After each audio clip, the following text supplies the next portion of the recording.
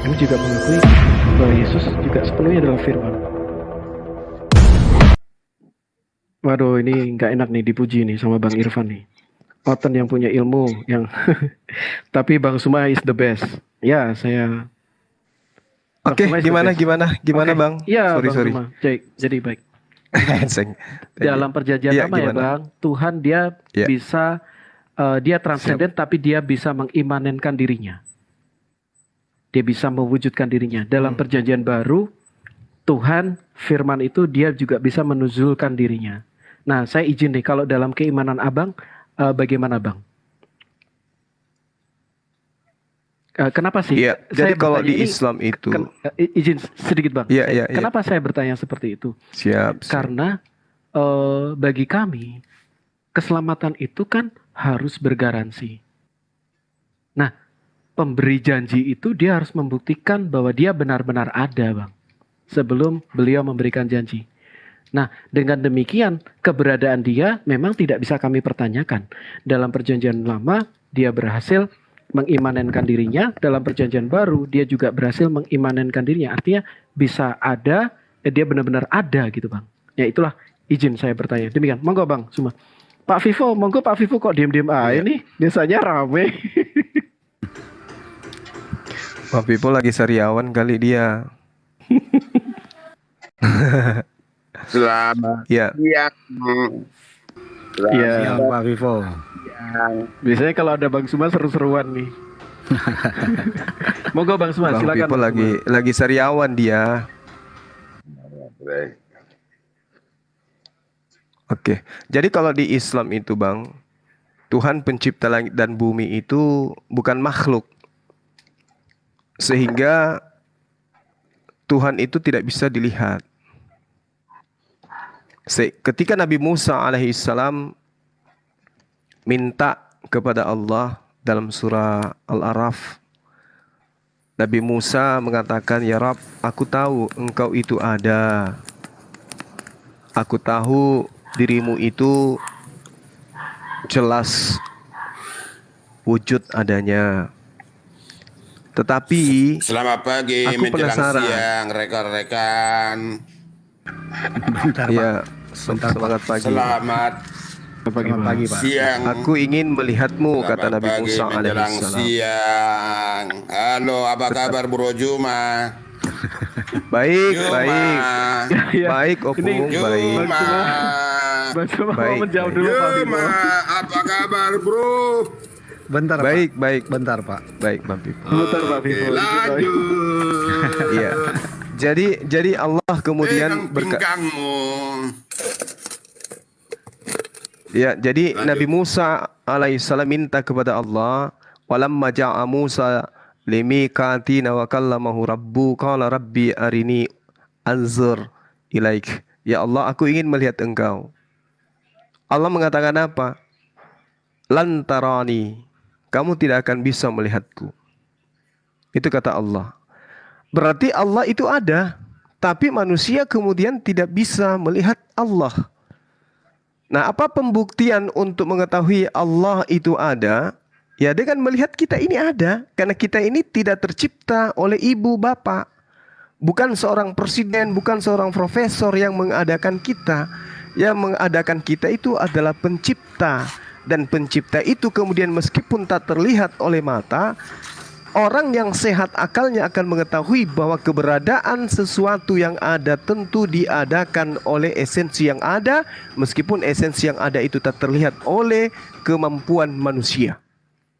Nah, karena itulah kemudian di Islam dikatakan bahwa eksistensi Allah itu dilihat dengan adanya alam semesta. Bagi orang-orang yang berpikir terjadinya siang dan malam, itu bukan pemerintah yang membuat siang ini. Bukan pemerintah, bukan PBB, bukan kuasa di atas muka bumi ini yang kemudian men-setting, oh hari ini 12 jam, ntar malam 12 jam, kita kurangin deh karena musim hujan, siangnya cukup 3 jam aja. Itu enggak.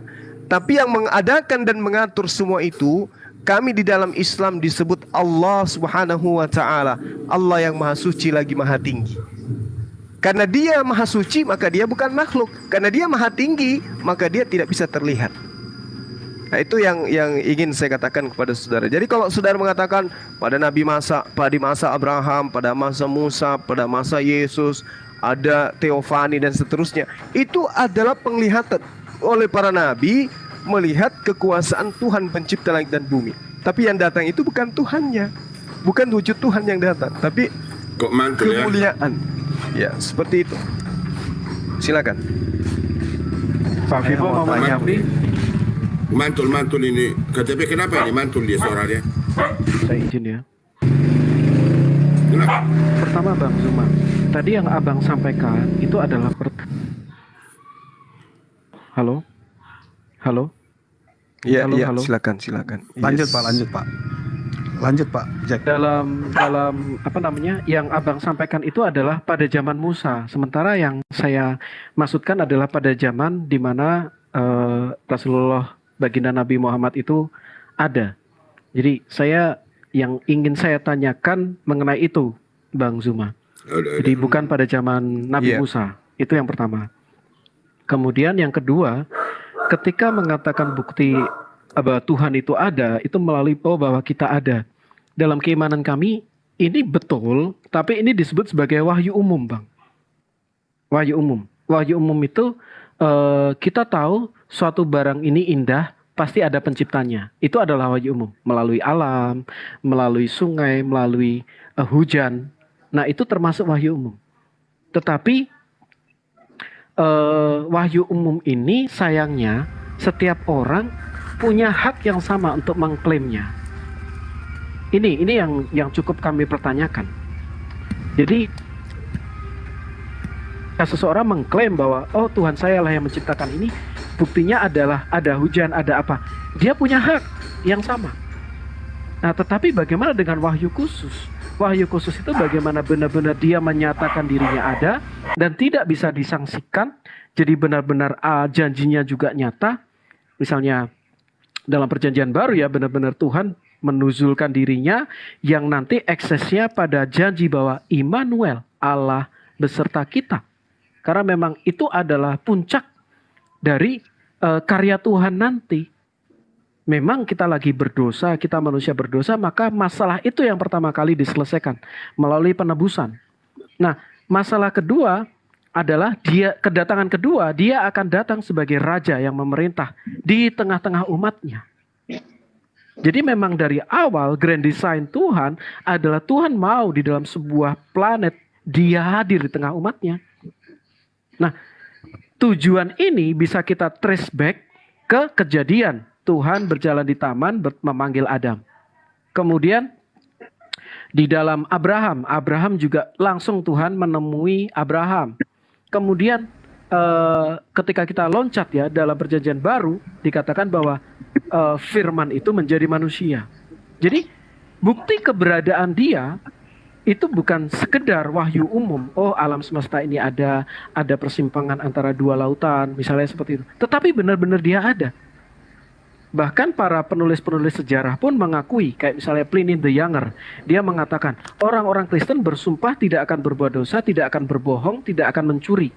Mereka setiap minggu, setiap hari khusus ya tertentu, mereka menyembah Yesus yang disebut sebagai Allah bagi mereka.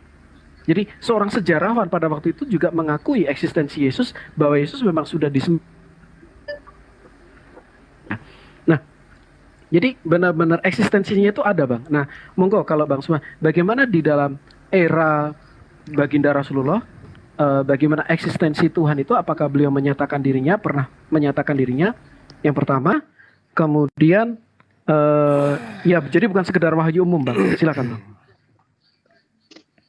Iya, baik. Jadi kalau pemikiran saudara saya ini, eksistensi Tuhan itu menyatakan diri kudu harus datang gitu ya.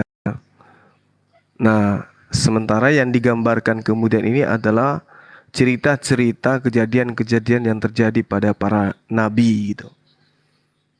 Belah lautan, kemudian membangkitkan orang mati dan seterusnya. Jadi Tuhan itu menyatakan diri berdasarkan kebutuhan manusia. Untuk apa baginda Rasulullah Muhammad SAW menerima kemudian keberadaan Tuhan belah lautan? Untuk apa? Untuk apa kemudian Rasulullah Muhammad SAW membangkitkan orang mati? Buat apa?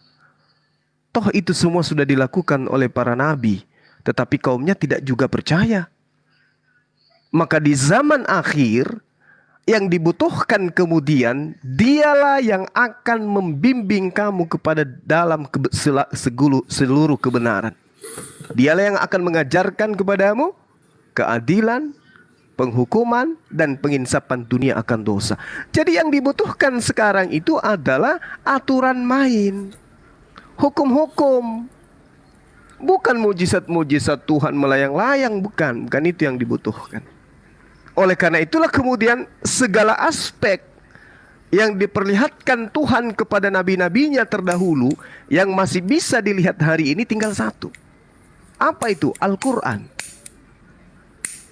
Musa belah laut, itu tinggal kenangan. Demikian juga Nabi Isa alaihissalam membangkitkan orang mati, tinggal cerita.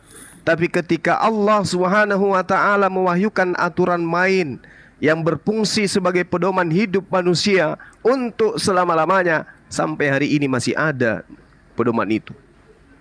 Jadi kalau saudara mengatakan seperti apa beliau menyatakan diri? Dengan cara mewahyukan aturan-aturan main. Makanya diterangkan di dalam Al-Quran, wa kadzalika auhayna ilaika ruhan min amrina.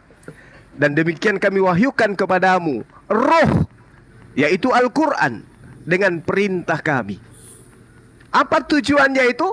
Wa innaka latahdi ila siratul mustaqim, untuk membimbing manusia kepada jalan yang lurus. Yang dibutuhkan sekarang bagi orang-orang yang berpikir itu adalah aturan main. Permainan apa itu? Aturan mainnya, Bang, bagaimana kita beribadah. Gimana aturan mainnya? Iya, aturan main apa maksud Anda? Semua itu lengkap di dalam Al-Quranul Karim. Ya. Aturan mainnya tentang harta, tentang warisan, tentang kekeluargaan, tentang ekonomi, tentang politik, tentang negara, dan semua. Baik. Itu terangkum di dalam Al-Quranul Karim. Itulah yang dibutuhkan sekarang. Oh iya. Ya, Oke. silakan. Boleh saya bertanya? Oke, Bang. Enggak, itu Bang KTP. Kenapa Bang KTP? Aku tinggal bentar ya. Sebentar. Aku mau mengantar Oh, ini oke, program. Oke. Siap. Bang Suma boleh bertanya nih. Oke. Bang Suma udah selesai jelasin belum sih tadi itu? Silakan. Tolong, silakan. aku kalau ini roomku ya, maaf ya, kalau ini roomku aku tegasnya itu aku kerasin. Kalau misalnya yang sekiranya masih berbicara, saya akan kasih kesempatan yang berbicara dulu ya. Iya, betul. Tapi ya monggo. Jadi mohon izin Bang Suma, tadi sudah selesai apa belum menerangkan? Belum. Iya, jadi seperti itu ya. Oh, iya. Jadi seperti itu. Jadi Dalam mohon Islam yang lain itu, ditunggu ya. Mohon yang lain ditunggu. Saya minta maaf, yang lain ditunggu. Kita Iya, kasih kesabaran, kita harus kenakan. Silakan Bang Suma. Iya. Jadi bukti keberadaan Allah yang nyata di tengah-tengah kami umat Islam itu ya dengan adanya kalamnya, adanya aturan mainnya, yaitu Al-Quranul Karim. Itu mujizat yang sangat luar biasa yang dimiliki oleh baginda Rasulullah Muhammad SAW yang diperuntukkan untuk seluruh umat manusia. Ya, bukan menyembuhkan orang orang sakit, bangkitkan orang mati, bukan. Nah, itulah yang ketika Anda mengatakan, mana dari Allah itu mana? Bukti bahwa dia itu ada. Al-Quranul Karim. Al-Quran itu bukan karangan baginda Rasulullah Muhammad SAW. Al-Quran itu adalah kalam Allah. Al-Quran itu kalam Allah. Nah, lantas kemudian kalau kita orang-orang beriman ini, orang-orang beriman ingin mengetahui keberadaan esensi Allah dengan Al-Quran. Ada perintah-perintahnya, ada kalimat-kalimatnya, ada perintah-perintahnya. Sama ketika saudara mendengarkan suara saya, mendengarkan tita saya melalui HP saudara-saudara masing-masing. Anda tentu yakin bahwa suara itu muncul dari Bang Suma. Bukti eksistensi Bang Suma itu ada. Kalian mendengarkan suara saya. Begitu juga Allah. Bukti adanya Allah, kita melihat aturan-aturan yang datang dari Al-Quranul Karim. Dan itu mustahil adalah karangan Rasulullah Muhammad SAW. Jadi orang-orang berpikir aja yang bisa tahu itu. Makanya dikatakan zalikal kitabul la raiba fihi hudal muttaqin. Al-Quran itu adalah petunjuk bagi orang-orang yang bertakwa yang didatangkan dari Allah Subhanahu wa taala. Demikian. Oke, makasih. Pak Vivo mau menanggapi atau Bang Melki?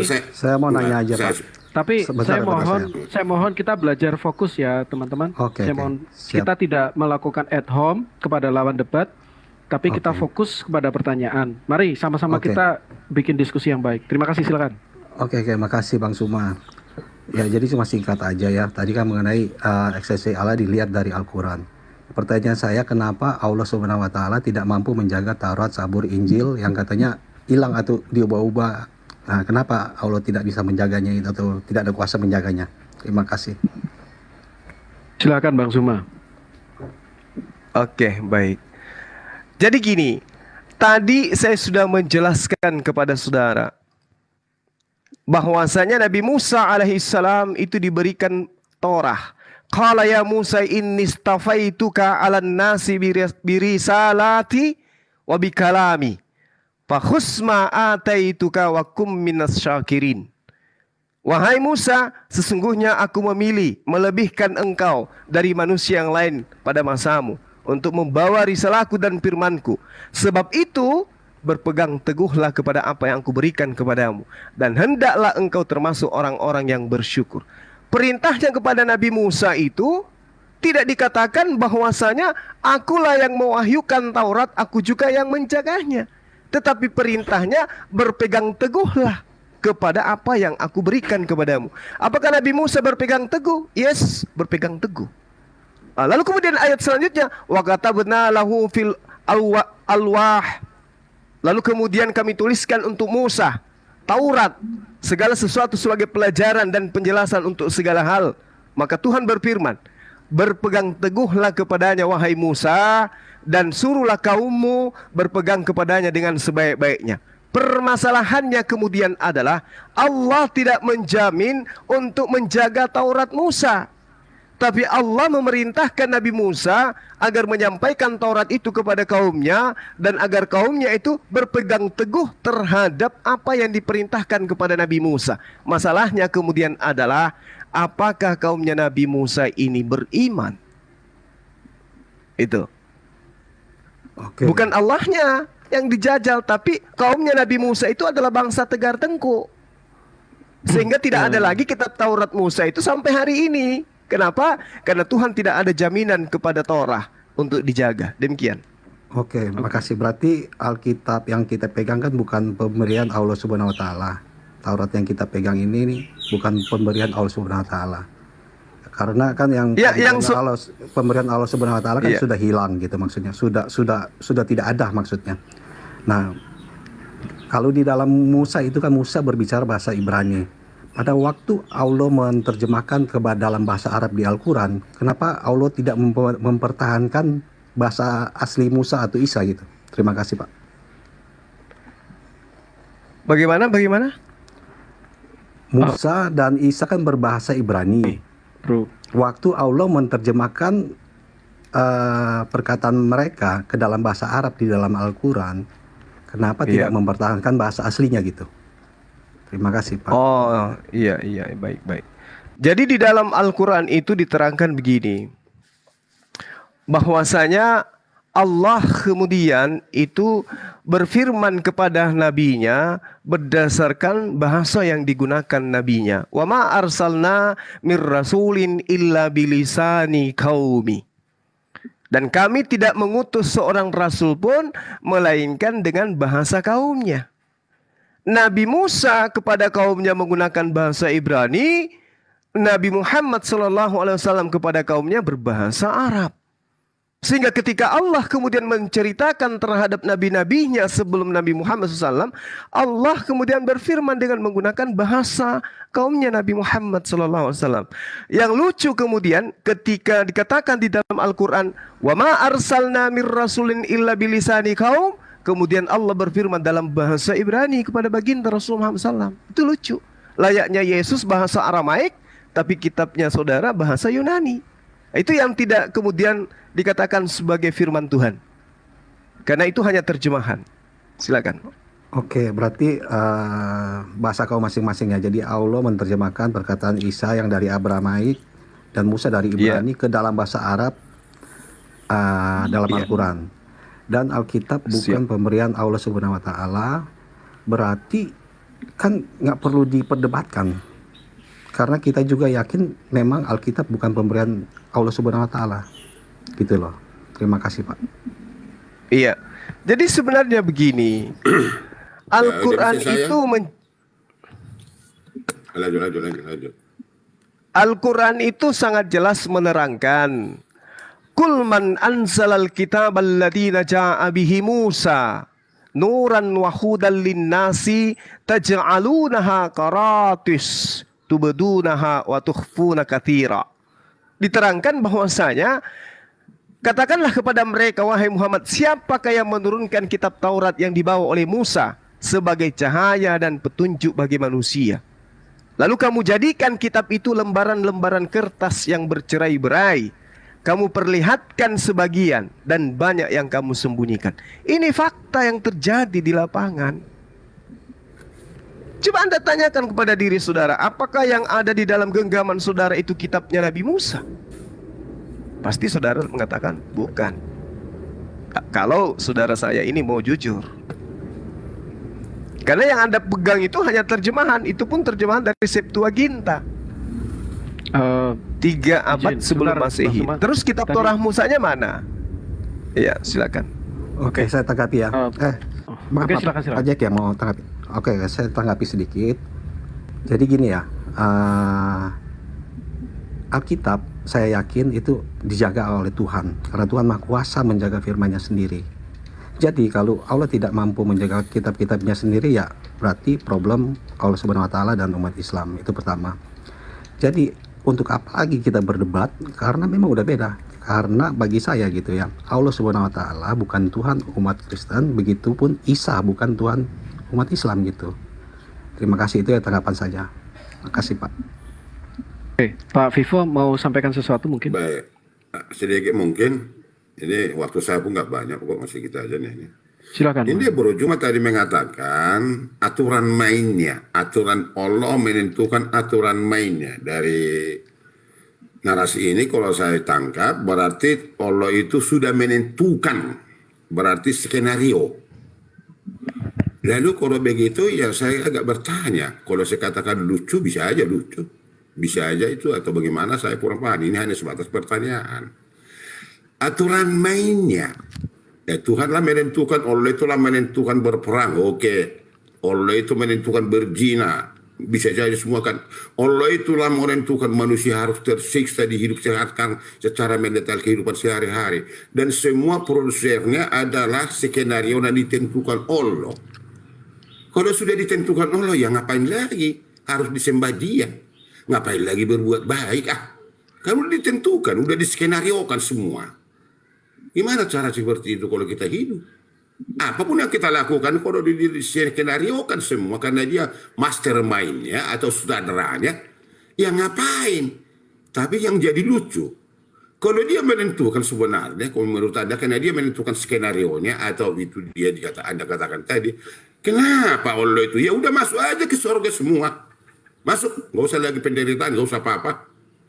Kan begitu secara sederhananya lah yang saya katakan. Karena Anda menentukan, Allah menentukan semua gerak-gerik manusia. Gimana Allah seperti itu? Udah masuk ke surga. Kalau dia itu kan berkuasa, masuk ke surga pasti masuk lah. Saya pikir barangkali. Kalau Anda katakan itu. Jadi skenario yang dibuat Allah itu menentukan manusia itu harus tersiksa, harus berperang, harus bunuh-bunuhan, harus berzina, harus bagaimana, harus amburadul dulu manusia di bumi ini. Itu skenario Tuhan, barangkali saya nggak tahu. Coba jelaskan dulu. Silakan Mas. Oke, baik. Iya, jadi Pak Pipo ini bagaimana ceritanya ya? Semua skenario Allah apapun itu, bahkan ketika kemudian Anda mengimani Tuhan datang dilahirkan manusia, apakah itu bukan skenario Tuhan? Iya, jelaskan dulu. Skenario Jangan kemana-mana. Tuhan, Pak. Jelaskan Bukan dulu skenario yang saya makhluk. tanya. Sabar jelaskan dulu, sabar Pak Pipo, sabar. Enggak, jangan Sabar. kemana-mana. Jangan ke Alkitab dulu Anda. Jelaskan dulu perkataan Anda tadi, bro. Bagaimana kemudian Anda bisa bertanya kepada umat Islam sementara kitab sendiri yang menerangkan itu? Bukan yang Anda tidak nalar paham. Anda yang kata-kata Anda saya ikuti tadi. Di Allah itu menentukan semuanya. Berarti Allah itu membuat Oh itu iya, semuanya. jelas. Peniksaan, Allah yang menentukan udah segala pembunuhan, kadar kehidupan perang, manusia, bukan makhluk. kelaparan. Maka- Kan Allah lah yang membuat makanya itu. Coba jelaskan. Makanya Yesus mengatakan aku tidak dapat berbuat Bukan Yesus, apa-apa. bro. Anda itu Lalu yang siapa relevan yang bisa ngomongnya. berbuat apa-apa itu Yang siapa? Anda katakan Tuhan tadi, yang pencipta Anda langit katakan dan tadi, bumi. tolong paparkan dulu. Jangan kemana-mana kau dulu. Anda yang mengatakan tadi, Allah itu menentukan adalah permainan-permainan. Berarti dia mastermind-nya, dia menskenariokan. Berarti Allah itu membuat peperangan, Allah itu membuat perzinahan kepada manusia, Allah itu membuat perzinahan atau pembunuhan. Ngapain lagi yang harus menembak-menembak Allah kalau begitu menurut saya? Pertanyaan saya itu, kalau udah skenario kan nggak bisa dibantah lagi. Kan itu yang saya maksud. Kenapa kok nggak dimasukkan ke surga semua manusia? Kalau dia skenario kan. Bagaimana penjelasan Anda? Kan itu. Jangan dulu kayak Yesus, Iya, bro. iya. Oke. Jadi begini, Bang Pipo. Yang diterangkan tadi pertanyaannya adalah apa pembuktian eksistensi daripada Allah Subhanahu wa taala? Maka saya katakan adanya aturan-aturan Tuhan yang datang kepada baginda Rasulullah Muhammad sallallahu alaihi wasallam berupa Al-Qur'an, itulah yang ingin Tuhan perlakukan terhadap manusia. Aturan main yang ada di dalam Al-Quran itulah yang Tuhan inginkan agar manusia taatin. Larangan-larangan yang ada di dalam Al-Quran itulah yang Tuhan ingin kemudian tinggalkan. Tapi terkait dengan keberadaan manusia, Tuhan memberikan kita kehendak bebas. Bapak mau beriman silakan, Bapak mau ingkar silakan. Tidak ada paksaan. Jangan Anda mengatakan, oh Tuhan memaksakan saya begitu. Tidak. Tuhan memberikan aturan main. Yang mau selamat lakukan ini, yang tidak mau selamat lakukan ini. Kita punya kehendak bebas, Bapak.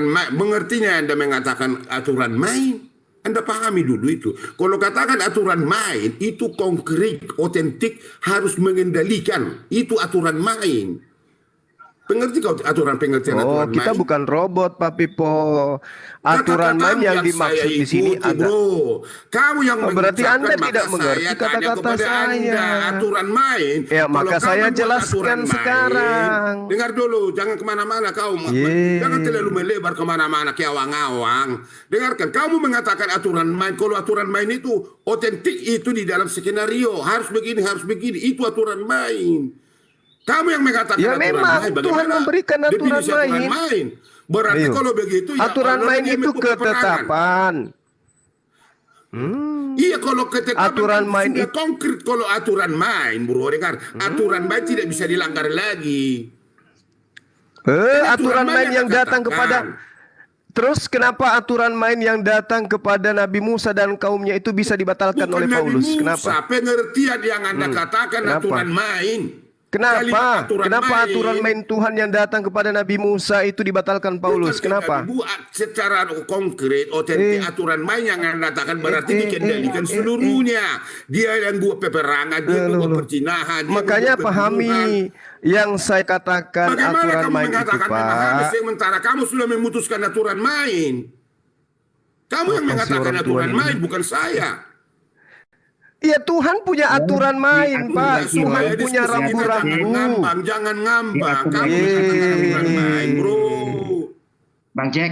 Iya. Bisa diatur Gimana, lagi nih. Pak? Karena Sakit ini kurang orang. kondusif kalau Bang Oke. Pipo ini. Bukan kondusif atau tidak. Saya kan alurnya yang saya ikuti. Di mana salah saya? Kamu mengatakan aturan main. Kalau dikatakan Sekarang aturan begini, main, Pak ada Pipo. mastermind-nya. Mastermind-nya ini menentukan seluruhnya. Apakah Tuhan punya aturan main yang harus diberlakukan Musa?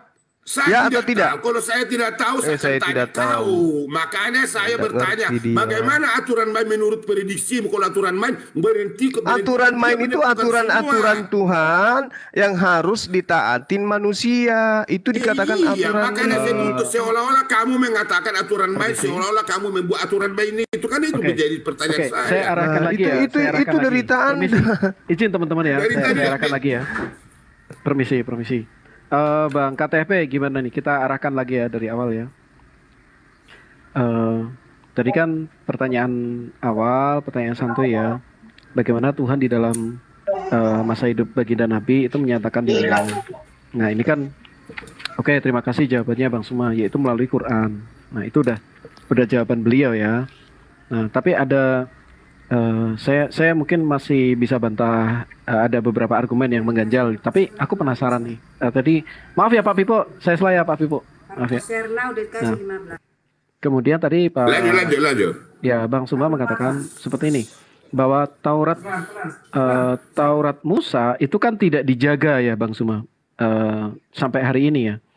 Boleh tahu berarti menurut Bang Suma, menurut kacamata Islam nih, Taurat yang dibawa oleh Billy itu berarti bukan Taurat yang asli ya Bang Suma?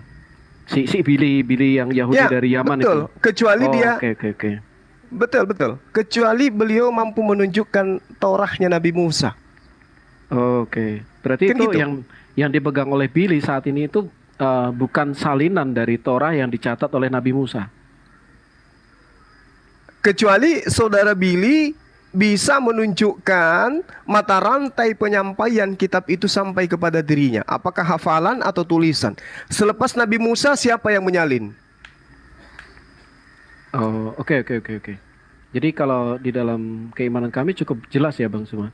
Jadi yang pertama, tapi sayangnya Billy nggak di sini ya. Oke, saya sampaikan dari keimanan kekristenan ya, karena kekristenan bagaimanapun adalah salah satu sekte dalam Yudaisme. Jadi pertama, dari Musa, maka dia turun kepada Yosua. Yosua mengatakan di kitab Yosua 8 ya, kalau tidak salah, saya lupa ingat, dikatakan bagaimana Yosua itu menaruh itu di dalam buku catatan hukum Tuhan. Nah, jadi Yosua adalah pewaris dari Torah tadi. Kemudian ketika masa Samuel, nah di masa Samuel dikatakan bahwa dia membuat sekolah di Rama. Nah, itu adalah periode penggunaan abjad dari Proto-Sinaitik berubah menjadi Paleo Hebrew. Jadi itu perbedaan abjad saja ya, Bang. Nah, kemudian dari Nabi Samuel tadi, dia juga punya sekolah di Rama. Itu era selanjutnya itu juga dipegang oleh Daud dan seterusnya ya. Nah, itu selanjutnya pada Raja Yosia. Raja Yosia dikatakan dia menemukan Taurat Tuhan, dia menyuruh membacakan semua. Itu ada ketika kita membuka kitab 1 Raja-Raja ya. Dia bertobat, dia menangis, dia merendahkan diri, dia karena Taurat itu ditinggalkan oleh orang-orang, kemudian Taurat itu ditemukan. Nah, dari situ itu kemudian pada Esra membacakan Taurat itu, bahkan Esra adalah seorang yang dia adalah ahli kitab ya. Nah, ahli kitab itu kurang lebih 500 sebelum Masehi, 400 sampai 500 sebelum Masehi. Nah, dari Esra inilah yang muncul disebut Samaritan Pentateuch. Pentateuch itu adalah 5 kitab Musa yang dipakai oleh Yudaisme yang golongan Samaritan. Dia hanya menggunakan 5 kitab Musa saja. Nah, kemudian setelah itu turun kepada yang disebut sebagai Dead Sea Scroll. Nah, itu ya, turun kepada Septuaginta ya. Jadi ketika setelah dari situ muncul Septuaginta. Septuaginta ini diminta oleh Raja, maaf kalau keliru ya, Ptolemeus. Dia dari Alexandria, dia minta salinan kitab Taurat, kitab Tanakh ya, itu di dalam bahasa Yunani. Nah, dari Septuaginta. Kemudian ketika turun dari Septuaginta, ini masuk Septuaginta itu rentangnya dari 4 sebelum Masehi, abad 4 ya, sebelum Masehi, sampai ke abad 4 setelah Masehi. Jadi itu makanya ada Codex Sinaiticus, Vaticanus, sama Alexandrianus itu memuat Septuaginta. Nah, kemudian ketika abad 10 keluarga Ben Aser ya, itu yang kita sebut sebagai Codex Leningrad, itu pada abad 10, Codex Leningrad itu mereka menyusun kitab perjanjian lama dalam teks Masoretik. Nah, kemudian Itu abad 10. Nah, kemudian tahun 1948 itu ditemukan Dead Sea Scroll yang kurang lebih usianya 3 abad sebelum Masehi, 300 sebelum Masehi. Setelah dikonfirmasi, ternyata tuh sama. Apa yang dicatat di dalam Dead Sea Scroll dengan Leningrad, dengan kodek-kodek itu juga. Kodek-kodek Vatikano seperti itu. Itu ternyata sama. Artinya, keterjagaan kitab kami itu terkonfirmasi dari ribuan abad. Sorry, bukan ribuan abad, ribuan tahun. Dari belasan abad. Jadi dimulai dari Musa turun ke Yosua, Yosua turun kepada Samuel, Samuel turun kepada Yosia, Yosia turun kepada Dead Sea Scroll Septuaginta seperti itu. Nah, artinya apa? Ya memang itulah bukti keterjagaan. Itu dari sisi kami. Dan itu bisa dikonfirmasi semuanya, naskah-naskahnya juga ada, naskah-naskah baik itu yang Dead Sea Scroll itu juga ada, walaupun itu luar biasa. Nah, tetapi pertanyaan saya, jika Taurat yang memang bagi kami itu tetap terjaga, yang dipegang Billy sama dengan yang di Dead Sea Scroll, yang sama dengan yang dipegang saya, nah, bagaimana Abang bisa mengatakan bahwa itu tidak asli? Boleh tidak kita tahu apa buktinya? Jadi bukan sekedar bahwa itu tidak asli berdasarkan firman dalam kitab saya. Nanti akan muncul circular reasoning. Kamu salah karena kitabku mengatakan kamu salah. Itu circular reasoning.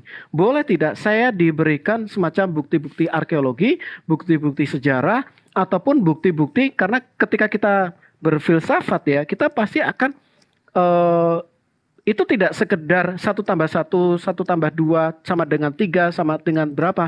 Tetapi ini udah ranah sinus, kosinus, tangan, kemudian ranah yang lebih detail lagi gitu loh. Nah, ada tidak Bang? Atau itu eksklusif hanya ada di dalam Quran bahwa Tauratmu sudah diubah? Ada tidak runutan dari Musa itu sebenarnya, ternyata jatuh ke Yunani Tauratnya. Kemudian, nah itu bisa dibuktikan tidak? Karena sepanjang pemahaman kami, Dead Sea Scroll itu sampai hari ini tetap mengkonfirmasi Alkitab yang kami pegang. Silakan Bang. Oke. Baik. Jadi yang pertama, untuk membuktikan itu kita lihat di dalam Yeremia 8 nomor 8 ya. Jelas sekali diterangkan di sana, bagaimana kamu berani berkata kami bijaksana dan kami mempunyai Taurat Tuhan. Sesungguhnya pena palsu penyurat sudah membuatnya menjadi palsu, menjadi bohong. Itu dulu. Jadi kitab saudara sendiri yang menuliskan itu. Kitabnya orang Yahudi yang menuliskan itu.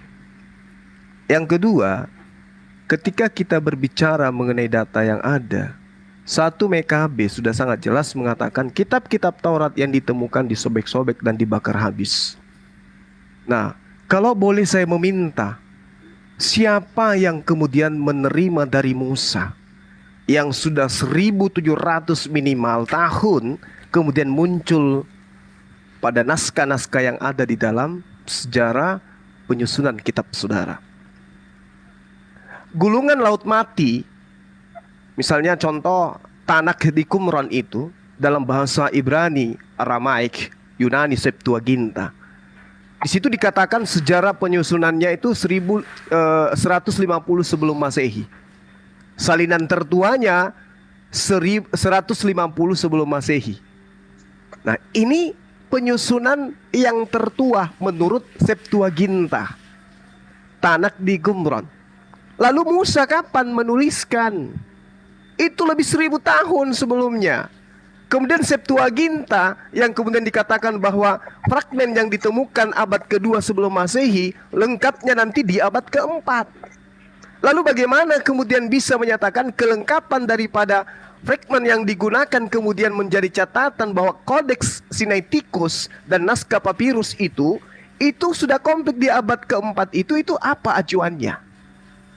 Sementara menurut temuan ilmuwan itu dituliskan 300 sampai 100 sebelum Masehi. Lalu kitabnya Nabi Musa itu kapan? Penyampaian sampai ke sana itu siapa yang menyampaikan? Belum lagi kalau kita melihat Peshitta. Peshitta dalam bahasa Suryani itu ditemukan pada abad ke-5, lengkapnya di abad ke-8. Belum lagi kalau Vulgata, Codex Amenetius dalam bahasa Latin, itu abad ke-8 kemudian baru dilengkapi. Belum lagi kalau kita berbicara mengenai teks Masoretik, itu dituliskan menurut sejarahnya itu tahun 100 Masehi, abad ke-10 dia. Baru kemudian bisa dikatakan lengkap Masoretik itu. Lalu Musa ke kaumnya itu di mana? Taurat Sia. Konon ceritanya dituliskan 200 sampai 100 sebelum Masehi. Manuskrip tertua di abad ke-11 Masehi nanti kemudian dituangkan. Nanti para ilmuwan di abad ke-16 baru kemudian manuskrip tertua ini diteliti oleh para ilmuwan. Terus apa dasar pijakannya bahwa itu adalah kitabnya Nabi Musa? Hanya temuan-temuan manuskrip tertua. Ada yang menghafalkan gitu dari zaman ke zaman? Tidak ada. Belum lagi kalau kita berbicara targum. Dalam bahasa Aramaik dituliskan kemudian pada abad ke-5 Masehi baru fragmennya itu ditemukan. Apa dasar pijakannya mengatakan Torah itu masih ada? Ayo. Sedangkan di Indonesia ini yang ada adalah bahasa Indonesia. Bahasa Indonesia yang dihasilkan dari bahasa penjajah, bahasa Belanda. Bahasa Belanda dari bahasa Inggris. Bahasa Inggris dari bahasa Yunani. Terus kesesuaiannya dengan kitabnya Nabi Musa itu yang mana? Acuannya yang mana? Apa yang menjadi acuan? Makanya kitab saudara itu tidak kemudian menyertakan bahasa asli. Karena kita tidak tahu yang mana yang sebenarnya ini. Yang dari Nabi Musa itu yang mananya. Ya, silakan. Dengarkan itu Pak Pipo. Siap. Enggak. Kasih dulu, host, kasih dulu kesempatan bagi saya lah. Ya, silakan, Adil Anda. Silakan. Ini Pak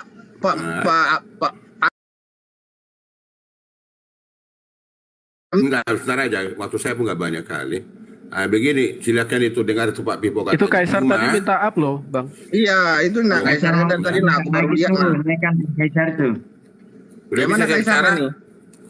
Saya pendamping aja dulu, Bang Juma yang narasi. Nggak masalah. Silakan. Udah nggak ketemu.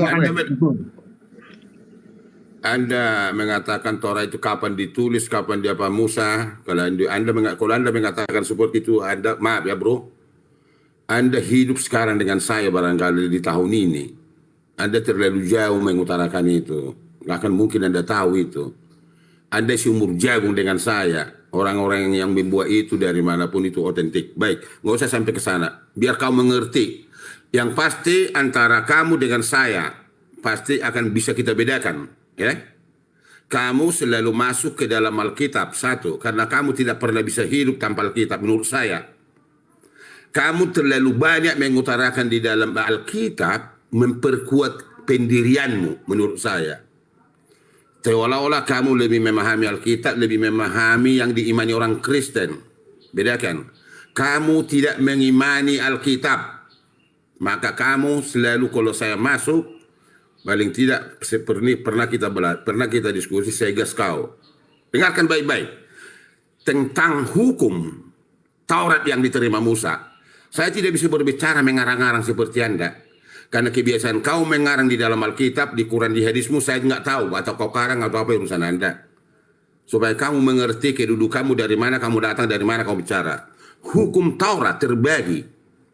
Ini secara hukum Taurat. Ya, terbagi dia secara garis besar 3 bahagian. Hukum moral, hukum bayang-bayang, hukum sipil. Itu pengertian hukum Taurat. Kenapa diutarakan itu? Supaya inilah hukum ini semua untuk menjelaskan kepada manusia bagaimana caranya untuk kepada Tuhan. Saya bagi. Hukum moral yang dikatakan hukum Taurat, saya akan berbicara di dalam ayat.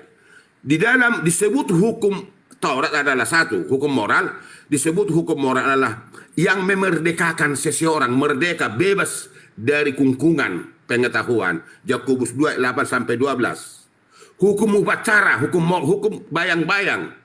Di dalam hukum bayang-bayang dibersihkan dikatakan di dalam Efesus 2:15. Ini bayang-bayang. Pengertian bayang-bayang simbol berupa merpati, berupa lembu, berupa domba, dan yang lain-lain. Itu hukum bayang-bayang untuk kedatangan Mesias. Hukum moral yang diucapkan oleh Allah.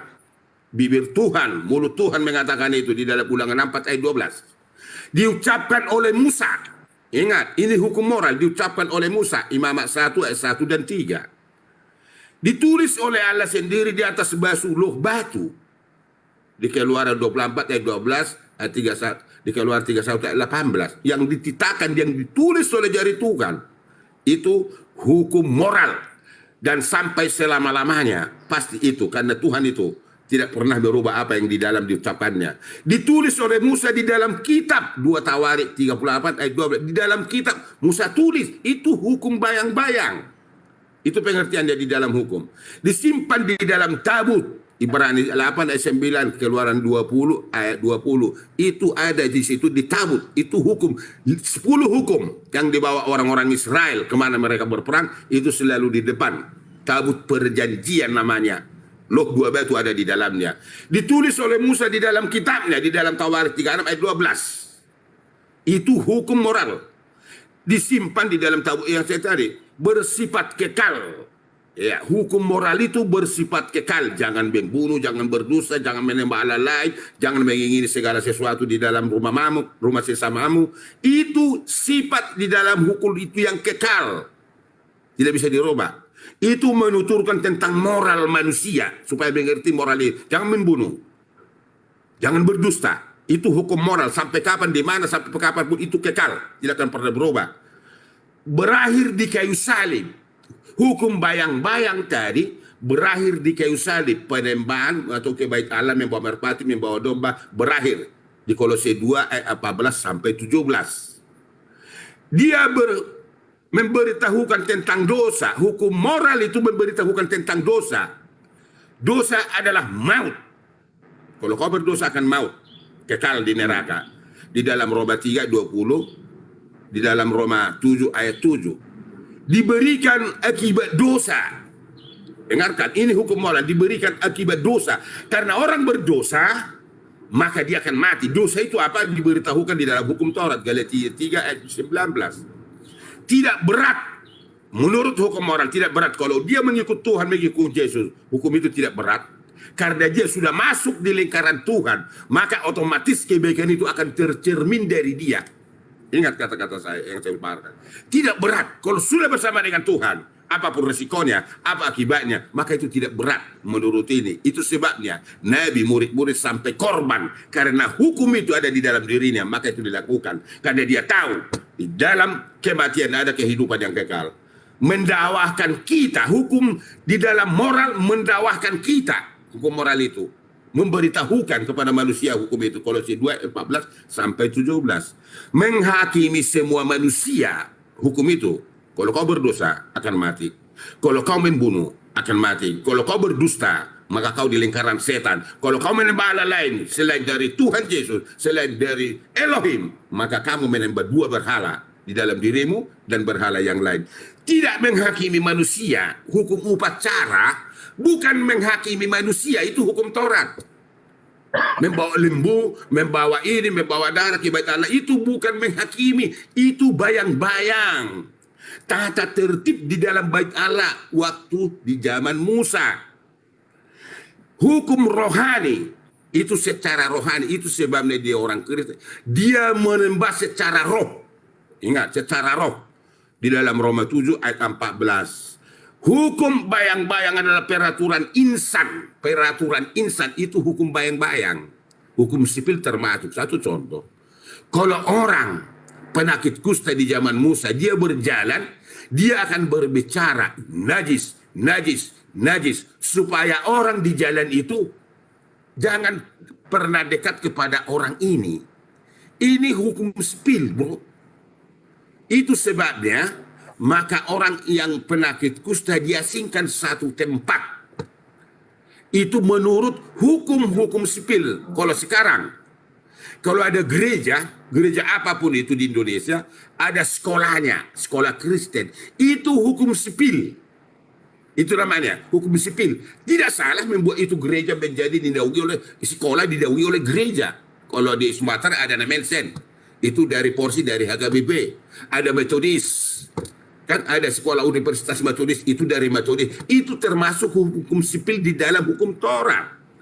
Begitu secara garis besar pengertian hukum Taurat yang ada di dalam Alkitab otentik, tujuannya ada, porsinya ada, tidak bayang-bayang seperti dikatakan adalah apa namanya itu aturan-aturan apa yang skenario-skenario, tidak begitu secara menerapkan di dalam hukum Taurat. Biar Anda tahu Bro Juma, kalau bisa Anda jangan selalu naik ke dalam Alkitab. Kalau Anda katakan seperti itu, maka Anda tidak pernah hidup tanpa Bibel barangkali, saya nggak tahu urusan Anda.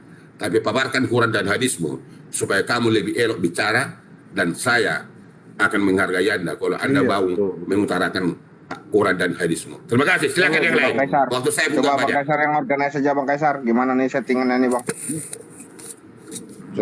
Settingan apa ini? Bang Juma mana Bang Juma? Ini ada Juma di sini, ada Juma. Iya, ngomong apa tadi itu Pak Pipo ya? Waktunya bagaimana waktunya nih? Ini kalau nanti di bawah teriak gitu. Aku tanggapi sedikit dulu boleh ya, Bang KTP, atau mau Silakan. ke Lekasar? Oh ya, ini sabar ya Bang Jack. Ini teman-teman ya yang di tipping, tolong bantu Bang Kaisar lah, bantu follow ya. Semua yang di Komal ini lah, bantulah. Walaupun kita beda-beda ya, kan kita juga nanti yang di dunia ini lintas ini kan orang-orangnya, ya bantulah. Di ini akunnya ke Bennett beliau.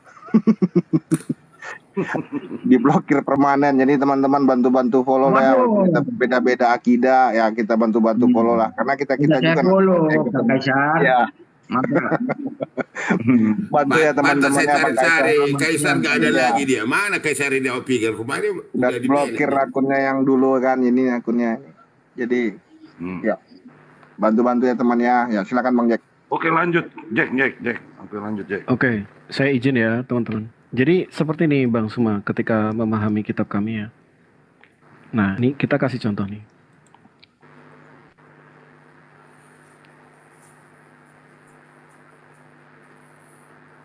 Nah, bagaimana keterjagaan kitab tadi?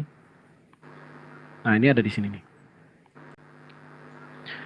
Yosua, jadi setelah Musa ya, Musa kan kurang lebih antara 1300, jadi ada ini ya, ada 1500, antara 1300 400-an ya. Nah, Yosua menuliskan semuanya itu dalam kitab hukum Allah. Nah, ini bicara masalah Torah. Lalu ia mengambil batu yang besar berikan sana di bawah pohon besar di tempat kudus Allah. Oke ya. Jadi turun kepada Yosua. Kemudian error laptopnya. Bentar. Oke. Nah, jadi oke, sekarang masuk seperti ini. Saya sudah bilang ini ya. Ini bicara Nehemia. Nehemia ini zamannya Isra ya. Maka serentak berkumpul seluruh rakyat di halaman di depan pintu gerbang air. Mereka meminta kepada Esra, ahli kitab itu, supaya ia membawa apa? Kitab Taurat Musa. Jadi sampai Esra pun itu terjaga, ya, yakni kitab hukum yang diberikan Tuhan kepada Israel, ya. Nah, kemudian sampai di perjanjian baru ya, tapi aku pengaruhnya ini ya langsung bawah ya. Segala sesuatu yang ada tertulis dalam apa? Hukum Taurat dan dalam kitab nabi-nabi. Yesus sendiri mengatakan bahwa ada tertulis mengenai aku di dalam kitab hukum Musa. Jadi berkali-kali ada pengutipan-pengutipan itu.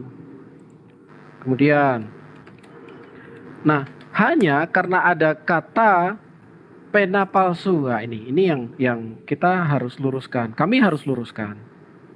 Ketika muncul istilah pena palsu, bagaimanapun kamu berani berkata kami bijaksana dan kami mempunyai Taurat Tuhan? Sesungguhnya pena palsu penyurat sudah membuatnya menjadi bohong.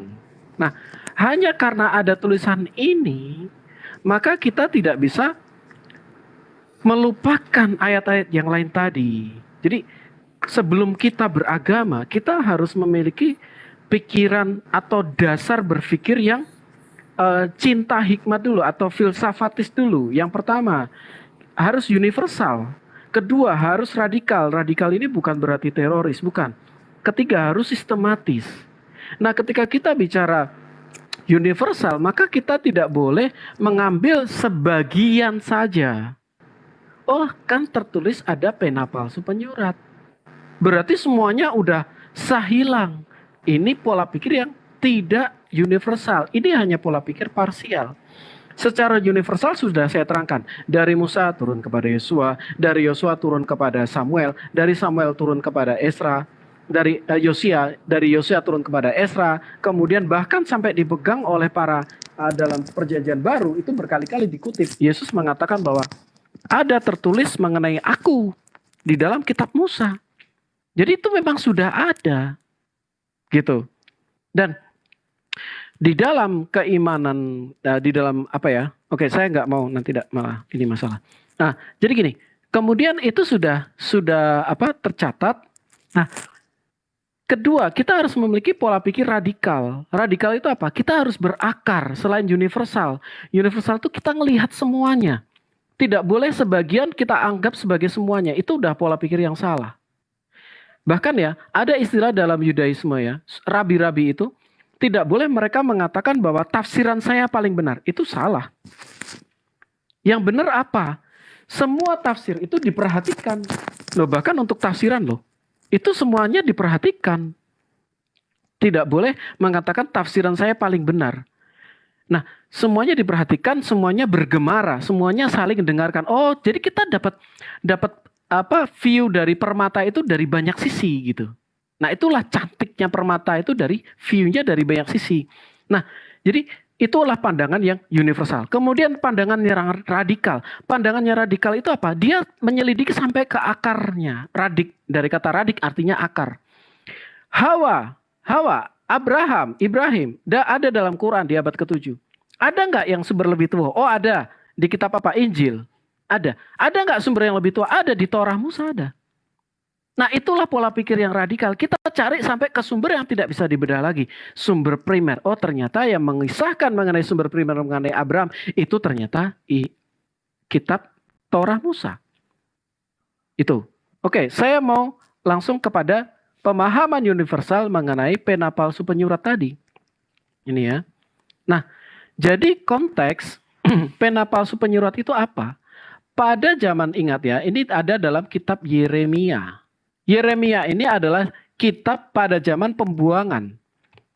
Pada zaman Yeremia mengatakan akan ada pembuangan 70 tahun.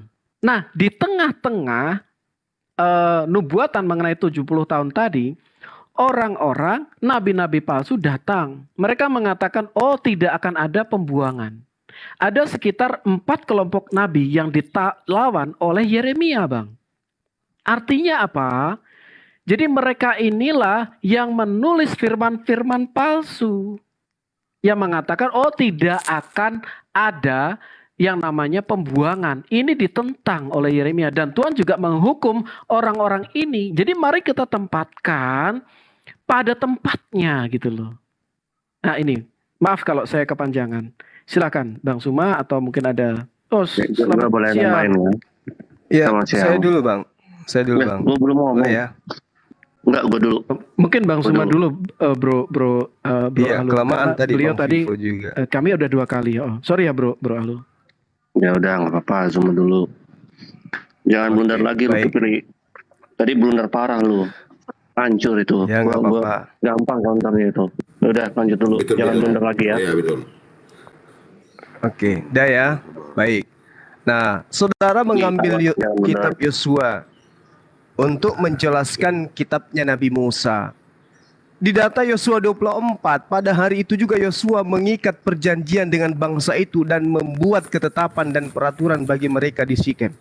Yosua menuliskan semua itu dalam kitab hukum Allah. Lalu ia mengambil batu yang besar dan mendirikan. Tulisan Yosua itu yang mana? Anda bisa tunjukkan ke kita.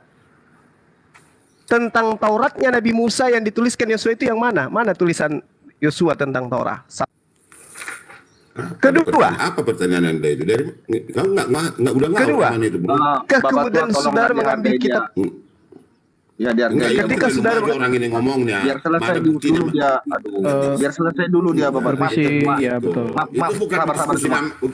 bukan diskusi Bapak tua, namanya lagi. tolonglah dihargai dia, biar sampai selesai dia bicara baru kita selang, gitu loh maksudnya. Jangan menyimpulkan mana itu hukum Torah itu zaman. Saya bertanya loh Bang, saya bertanya, nanti Anda tunjukkan ke saya tulisan Yosua tentang Taurat yang dimaksud yang diterima oleh Musa itu mana.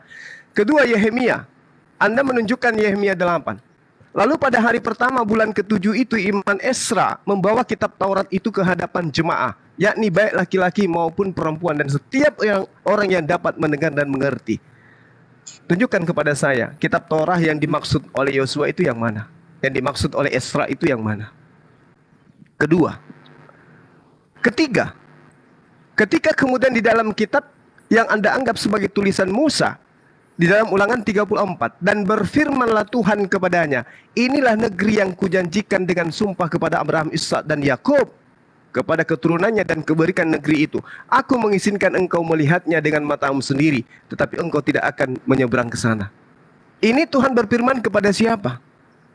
Di kitab Ulangan ini, Nabi Musa kah atau oknum lain? Ketiga. Keempat, di dalam Ulangan yang sama 34 nomor 5 dan seterusnya.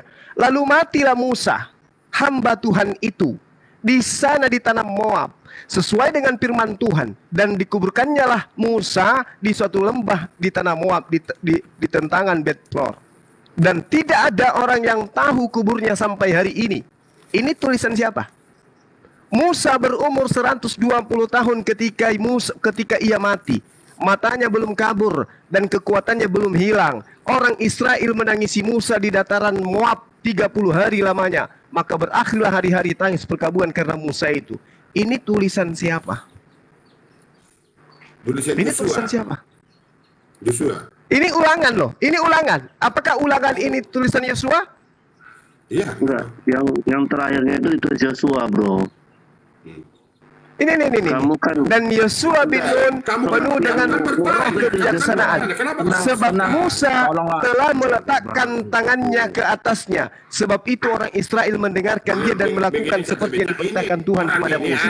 Ini mengarahkan sesuatu nggak dia pahami. Begini loh Bapak tua. Nah sekarang Ulangan ini tulisan siapa? Kujawab nanti pakai literasi. Kitab Biar Ulangan kalian ini tulisan siapa? Apakah ini kitabnya Nabi Musa atau kitabnya Yosua? Ada 4 poin. Inilah yang diterangkan oleh Al-Quran. Sabar. Al-Quran menerangkan bahwa kitab Torah Musa itu sebagai petunjuk dan cahaya yang kemudian dijadikan sebagai lembaran-lembaran kertas yang bercerai-berai. Kamu perlihatkan sebagian dan banyak yang kamu sembunyikan. Tolong saudara-saudara Kristen tunjukkan kepada saya mana tulisan Nabi Musa. Ulangan, Yeremia, Yosua semua menjelaskan. Tidak, tetapi sampai kepada poin kitabnya Nabi Musa itu sendiri. Maaf dulu, Cuma tadi yang ditanya apa aja tadi? Yeremia, Yosua, Ulangan, Esra, apa lagi bilangan itu kah? Yang ditanya tadi? Ulangan. Ulangan aja ya. Ulangan. Bentar. Ya. Nanti, aku ikut, maaf nggak apa-apa ya. Oke, silakan. Ya silakan teman-teman. Anda jelaskan kitab Ya. Ulangan itu kitabnya Musa atau kitabnya siapa? Silakan. Tanggal penulisan ya mengenai kitab Ulangan itu diberikan pada kurun waktu 40 hari sebelum Israel masuk ke dalam tanah perjanjian di perjanjian khotbah pertama. Ini literasi loh, cuma aku share screen aja ya. Banyak loh ini. Aku singkat ini. Tenang saudara. Kalau sama aku kasih kok. Aku nggak, walaupun ini buku mahal, ku kasih aja gratis nih. Bentar ya. Jadi nanti biar nggak asumsi kan.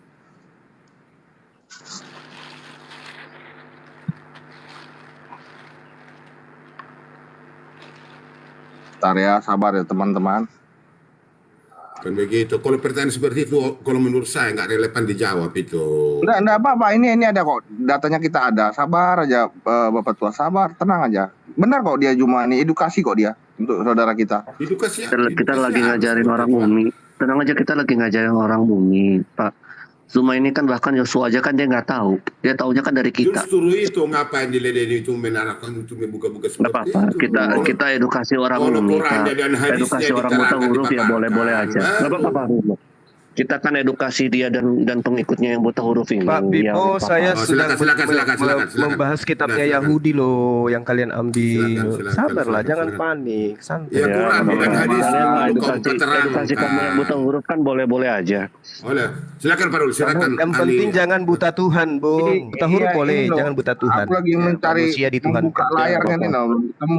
Pak KTP, sementara Anda cari, saya boleh nambahin nggak Pak KTP? Ya, silakan. Aku lagi cari gambar ini. Nah, ini masih terpasang Oke. wallpaper gambar Jadi ini, silakan. begini Zuma. Ya, jangan panik ya, santai ya. Santai. Ya. Kamu kan Yosua aja kan kamu nggak tahu. Kalian ini kan orang umi, ya nggak apa-apa lah. Nah begini Zuma, di dalam Al-Maidah 47 dikatakan, dan hendaklah pengikut Injil memutuskan perkara menurut apa yang diturunkan Allah di dalamnya. Barang siapa tidak memutuskan perkara menurutkan apa yang diturunkan, maka itulah orang-orang fasik. Inti saya ada di sini Zuma. Artinya kita bisa mengidentifikasi bahwa di zaman Rasulullah itu Injil masih asli. Kalau kamu mau bernarasi tadi, sebentar. Kalau kamu mau bernarasi tadi bahwa Injil telah dipalsukan, Taurat telah dipalsukan, maka kita harus mengambil satu poin di mana di zaman Rasulullah itu Injil masih asli, ya. Berarti belum mungkin Injil itu dirubah-rubah di zaman Rasulullah. Ya, kita asumsinya dari situ dulu. Dan juga ada di dalam Al-Quran, di mana Al-Quran itu diturunkan untuk membenarkan apa yang ada padamu, yaitu kitab Taurat. Jika Al-Quran membenarkan kitab Taurat yang pada saat itu, artinya kitab Taurat pada saat itu masih asli. Nah, ini menjadi blunder adalah ketika kitab Yohanes 15 ayat 23 dan 16 ayat 1 itu dikutip oleh Ibn Ishaq sendiri. Sirah Rasulullah yang paling tertua. Saya lihat halamannya ya, sebentar. Itu di halaman sebentar ya. Kalau bisa ada yang open cam ya. Kalau saya nggak bisa open cam.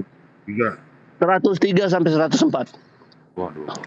Di situ boleh dicek Sirah Rasulullah Ibn Ishaq ya. Terjemahan Oxford University Press Kaichi 10th Impression tahun 95 itu di halaman 103 dan 104. Dia mengutip kitab Yohanes, teman. Lagi pula ya, kata Injil itu sendiri itu diambil dari bahasa Yunani, yaitu ada kitab Peshitta yang menerjemahkan Evangelion menjadi Awungilion. Sehingga kata Injil inilah yang dipakai menjadi bahasa Al-Quran. Sehingga terkonfirmasi bahwa kitab Injil yang kami pegang itu adalah kitab yang asli. Karena kami punya semua catatan sejarah dan manuskrip itu. Manuskrip itu tidak terputus, Zuma. Tadi kamu baru membuktikannya sendiri. Ada Peshitta dan sebelumnya itu masih ada. Itu dari saya, ya Zuma ya. Apalagi yang saya mau sampaikan. Udah, gini aja Zuma. Kamu harus bisa membuktikan Injil yang mana. Lagi pula kalau saya balikan ke kamu Zuma, di mana tulisan dari Zaid itu, di mana kitab Anda Zaid nggak itu? menjelaskan apa yang saya uraikan tadi. Kenapa Anda Zaid itu di menjelaskan mana? yang tadi? Sebentar. Kenapa? Kamu jelaskan dulu. Tadi Anda menyela, katanya ingin menjelaskan. Ini saya lagi jelaskan. Jelaskanlah kitab Yosua, Yehemia, Ulangan. Ya, Jangan panik gitu lah. Jelaskan yang tadi. Jelaskan. Oke, Silakan. Ini nanti akan ke teman saya ke TFP. Saya tadi mau. Nah, lagi pula begini. Ada Abdullah ibn Mas'ud dan Ubay bin Ka'ab. Dua orang ini adalah orang yang direkomendasi oleh Nabi Muhammad sebagai penghafal yang terbaik. Kalau kamu ingin belajar Al-Quran, kamu belajarlah kepada Abdullah ibn Mas'ud dan Ubay bin Ka'ab. Permasalahannya, Abdullah ibn Mas'ud tidak menginclude Al-Fatihah. Jadi nggak ada jawaban yang tadi tentang kitab Ulangan, Taurat berubah. Nggak ada Ubay bin jawabannya. Ka'ab itu punya 116 surah. Dan Abdullah Sampai bin Mas'ud segitunya itu paniknya ngambil pelampung kemana-mana gitu ya, Bang. Panik kan. Gitu ya. Sedangkan Utsman jadi nggak itu ada punya pertanggungjawaban 119. terhadap yang saya sampaikan tadi itu ya, nggak ada jawabannya. Ya udah, Nggak ada sanggahannya. Kita akan jawab. Nggak ada sanggahan. Kita Ya, akan jawab silakan. semua. Tadi saya mau menjawab pertanyaan kamu yang awal itu Oke, saya lanjut ya. Kalau saya balikan ke kamu, di manakah naskah Zaid pada saat itu. Kalau mau lebih tua lagi, di mana Jadi Anda sudah nyerah, yang tadi udah nyerah. Enggak, pasti Bukan akan nyerah, pasti supaya akan kamu nyerah. supaya kamu sadar yang kamu katakan itu. Itu aja sih. Bukan saya. Di mana Tadi itu sudah nyerah. Di mana naskah Sudah Zaid? terbukti apa Di yang mana diterangkan naskah Zaid? Al-Quran. Di mana naskah Bahwa Zaid? Al-Quran, bahwa Taurat itu bukan yang ada pada diri kalian. Sudah paham?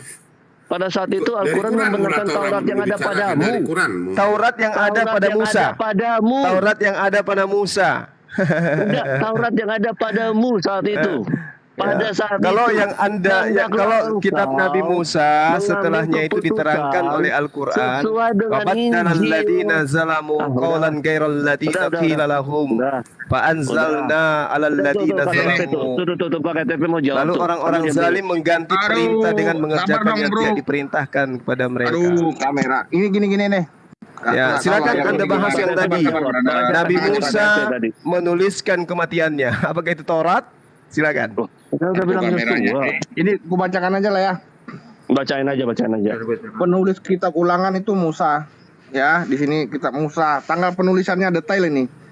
Ya, penulisan ini diberikan pada waktu 40 hari sebelum Israel masuk ke dalam Anda jelaskan Ulangan 34 tadi. Sabar dulu, jelaskan. brother. Ini kan tebal Ulangan, brother. Tadi Dulu, pertanyaannya santai aja. siapa penulis Ya, kitab kalau hanya Ulangan? mengatakan Musa yang menuliskan ya coba secara otentik Ulangan 34 apa betul Musa yang nulis? Silakan.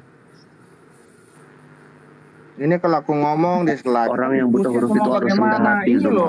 Ini Sabar. ada datanya. Asal Di depan jangan ini loh. buta Tuhan. tenang, Ya, brother. buta huruf boleh, Tenang, asal jangan pokoknya buta jawab Tuhan. nih. Manusia Ini loh, dianggap Tuhan. nah. Silakan. Sekarang. Nah, santai. Itu buku mahal. Tenang aja, bro. Ulangan Santai. 34 ayat 8 kan? Karena tadi layarku agak buram, ini ku bacakan aja ku ringkas. Penulisnya Bacain aja. Tanggal penulisan aja ku sebut. Penulisan ini diberikan pada kurun waktu 40 hari sebelum Israel masuk ke dalam perjanjian khotbah pertama diberikan pada hari pertama di bulan ke-11 itu di Kejadian 1 ayat 3 di bulan ke-11 dan bangsa Israel melintas dari sungai Yordan itu 70 hari. Kemudian pada hari yang ke-10 bulan pertama Yosua 4 ayat 19 setelah dikurangi 30 hari untuk perkabungan kematian Musa yang di Ulangan 34 ayat 8 ya kan, penulisan ini ditulis kurun waktu 40 hari 40 hari tersebut tahun penulisan 1410 SM sebelum Masehi. Itu ya penulisnya ya Musa. Apa lagi? Bagaimana Anda bisa menjelaskan Musa yang menuliskan tentang kematiannya? Coba lihat baca narasinya Ada yang bilang Musa dari nomor menjelaskan. 5. Lalu matilah Musa. Ini tulisan Iya. Musa. Yang nulis Yosua tadi udah dijelaskan. Yosua berarti itu bukan Tauratnya Nabi itu Musa. adalah Yosua.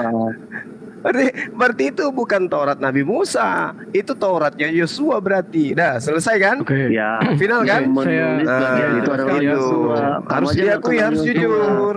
Gitu loh. Sabar dulu dong, Oke, brother. oke. Sabar aja. Anda sudah akui, oke. Musa, Kita sabar, tulisan sabar. Ini kan Yosua, belum oke. selesai. Belum selesai, sabar. Ya kan? Dalam pasal-pasal terakhir ini kuringkas saja ya. Musa memberikan semangat kepada bangsa Israel, kemudian menobatkan penggantinya Yosua, dan penulisan kitab ini dilanjutkan oleh Yosua.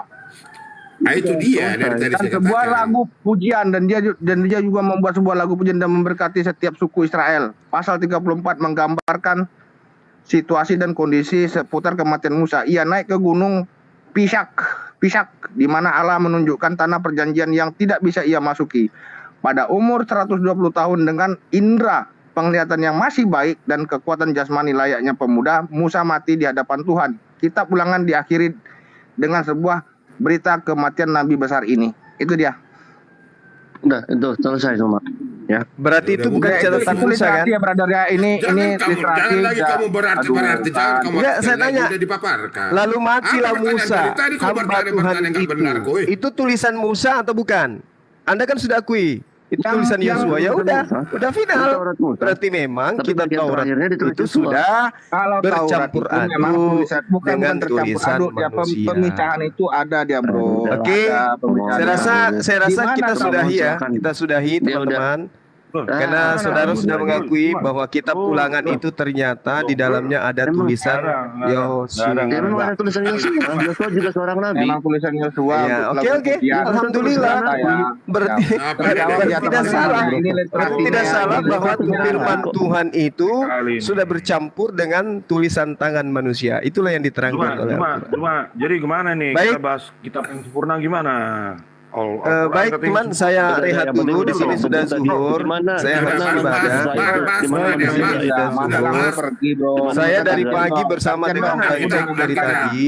Saya harus main dulu. Nanti kita lanjut lagi. Iya, gimana Juma? Yang pada Juma, intinya gimana, saudara-saudara bro? sudah membuktikan bahwa Aduh. kitab Juma, Musa itu aduh. sudah bercampur dengan tulisan Gak usah manusia. nyimpulkan lah. Oke. Gak boleh. Itu tadi kita Jangan sudah gitu bro.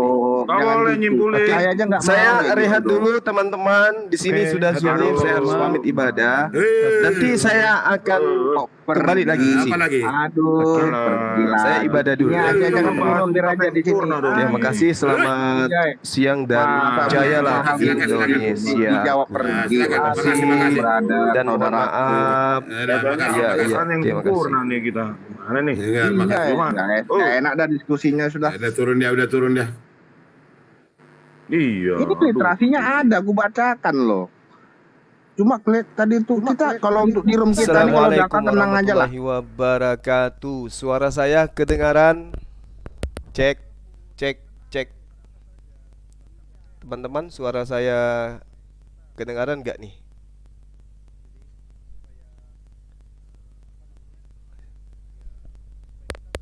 Ci.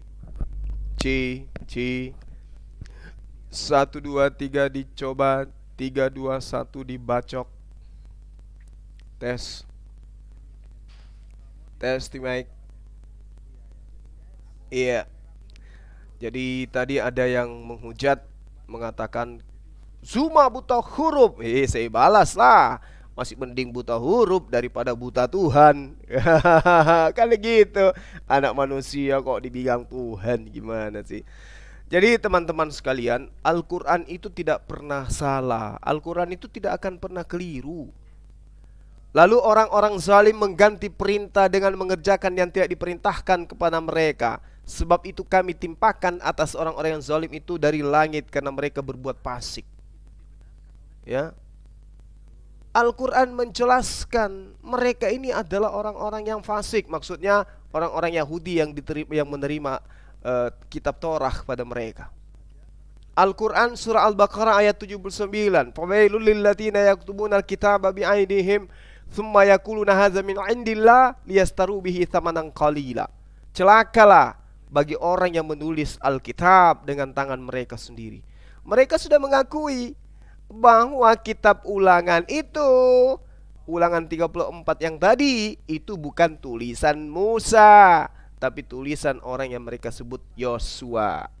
Berarti sudah bercampur aduk. Ini sudah sangat jelas ya teman-teman sekalian. Bagaimana Al-Quran menjelaskan itu kemudian, bahwa ada Alkitab yang ditulis dengan tangan mereka sendiri. Walamma ja'ahum rasulun min indillah musaddiqan lima ma'ahum, ya, nabata fariqum minal ladina utul kitab Allah wara'a zuhurihim ka'annahum la ya'lamun. Dan setelah datang kepada mereka seorang rasul dari sisi Allah membenarkan apa yang ada pada mereka, sebagian dari orang-orang yang diberi Taurah melemparkan kitab Taurah itu ke belakang punggungnya, seolah-olah mereka tidak mengetahui bahwa itu adalah kitab Allah. Ini Al-Quran yang menerangkan itu. Ya ayyuhalladzina utul kitaba aminu bima nazzalna musaddiqan lima ma'akum minal qabli an natmis, dan seterusnya. Sangat jelas ayat Al-Quran menerangkan itu. Hai orang-orang yang beri Alkitab, berimanlah kepada apa yang telah kami turunkan, yaitu Al-Quran. Sudah jelas itu. Mereka kemudian Allah katakan melanggar perjanjian. Ya ahlul kitab qad ja'akum rasuluna, sesungguhnya telah datang kepadamu wahai ahli kitab seorang rasul. Ini sudah sangat jelas ini. Ya, lalu kemudian perintah Nabi Musa alaihissalam di dalam kitabnya itu sendiri memang banyak mengatakan jangan kau menambah, jangan kau mengurangi apa yang diperintahkan oleh Tuhan. Ulangan 4 nomor 2, Ulangan 12 nomor 32, Amsal 30 nomor 6. Itu perintahnya. Bahkan Musa mengatakan, aku melihat engkau adalah bangsa yang tegar tengkuk, sedangkan aku masih ada di tengah-tengahmu. Kamu memperlihatkan kedegilanmu terhadap Tuhan. Bagaimana nanti ketika aku mati? Kata Nabi Musa alaihissalam. Betul aja. Ternyata setelah Nabi Musa mati, ada yang memasukkan dalil-dalil dalam kitabnya yang bukan firman dari Tuhan. Lalu matilah Musa, hamba Tuhan itu, di sana lalu di tanah Moab sesuai dengan firman Tuhan. Dan dikuburkannya lah dia di suatu lembah di tanah Moab, di tentangan Bet-Por. Dan tidak ada orang yang tahu kuburnya sampai hari ini. Musa berumur 120 tahun ketika ia mati. Matanya belum kabur dan kekuatannya belum hilang. Orang Israel menangisi Musa di dataran Moab 30 hari lamanya. Maka berakhirlah hari-hari tangis perkabungan karena Musa itu. Ini bukan tulisan Musa, ini tulisan orang lain. Berarti benarlah apa yang diterangkan Al-Quran, bahwa orang-orang terdahulu mencampur adukkan firman Tuhan dengan perkataan manusia. Betul kan? Jadi tidak salah Bang Suma menjelaskan itu. Wa ma qadarullahu haqqa qadarihi iz qalu ma anzalallahu ala basharin min syai'. Qul man anzalal kitab alladhi jaa'a bihi Musa nuran wa huda linnas taj'alunahu qaratisa tubdunaha wa tuhfuna katsira wa ulimtum ma lam ta'lamu antum wala aba'ukum kulillah summa zarhum fi khawdihim yal'abun. Al-Quran menjelaskan demikian rupa, begitu indah. Mereka tidak mengagungkan Allah sebagaimana mestinya ketika mereka berkata Allah tidak menurunkan sesuatu apapun kepada manusia. Qul, katakan kepada mereka ya Muhammad, siapakah yang menurunkan kitab Torah yang dibawa Musa sebagai cahaya dan petunjuk bagi manusia? Kamu jadikan kitab itu sebagai lembaran-lembaran kertas yang bercerai-berai. Kamu perlihatkan sebagiannya dan banyak yang kamu sembunyikan. Padahal telah diajarkan kepadamu apa yang tidak kau ketahui, baik olehmu maupun oleh nenek moyangmu. Katakanlah, Allah lah yang menurunkannya. Kemudian setelah itu biarkanlah mereka bermain-main dalam kesesatannya. Ini nyata Bung, yang diterangkan Al-Quran itu nyata Bung. Oke?